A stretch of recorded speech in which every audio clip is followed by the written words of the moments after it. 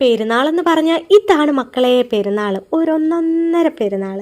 എടത്വ പള്ളിയിലെ പെരുന്നാൾ കൂടാൻ വന്നതാണേ. ഇപ്പോൾ ഏതെങ്കിലും ഒരാൾ കമന്റ് ഇടും അത് നീ വേറെ പെരുന്നാളുകളൊന്നും കാണാത്തത് കൊണ്ടാണെന്ന്. ശരിയാണ്, ഞാനും അത് തന്നെയാണ് പറഞ്ഞത്. എനിക്ക് കണ്ടതിൽ വെച്ചല്ല പറയാൻ പറ്റൂ.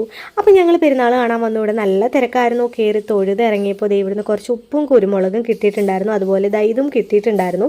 സത്യം പറഞ്ഞാൽ ഈ ഉപ്പും കുരുമുളകും എന്തിനാണെന്നുള്ളത് എനിക്ക് മനസ്സിലായില്ല കേട്ടോ. കിട്ടിയതുപോലെ തന്നെ ഞാനത് വീട്ടിൽ കൊണ്ടുവച്ചിട്ടുണ്ട്. അത് എന്തിനാണെന്ന് ജസ്റ്റ് നിങ്ങൾ എനിക്കൊന്ന് കമന്റിലൂടെ അറിയിച്ചു തരണേ.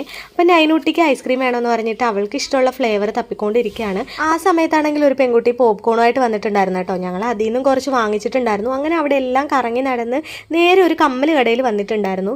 ഇവിടെ എല്ലാ കമ്മലിനും 10 രൂപ, 20 രൂപ, 40 രൂപയാണ്. അപ്പോൾ എനിക്ക് കമ്മലെന്ന് പറഞ്ഞാൽ ഭയങ്കര വീക്ക്നെസ് ആണ്. അങ്ങനെ അവിടുന്ന് 2-3 കമ്മലൊക്കെ തപ്പിപ്പറക്കി വാങ്ങിച്ചു. അങ്ങനെ ഞങ്ങൾ പുറത്തേക്ക് ഇറങ്ങി. എന്തൊക്കെ വാങ്ങിക്കൊടുത്താലും അവസാനം നൈനൂട്ടിയുടെ മുഖം ദാ ഇങ്ങനെ തന്നെ ആയിരിക്കും കേട്ടോ.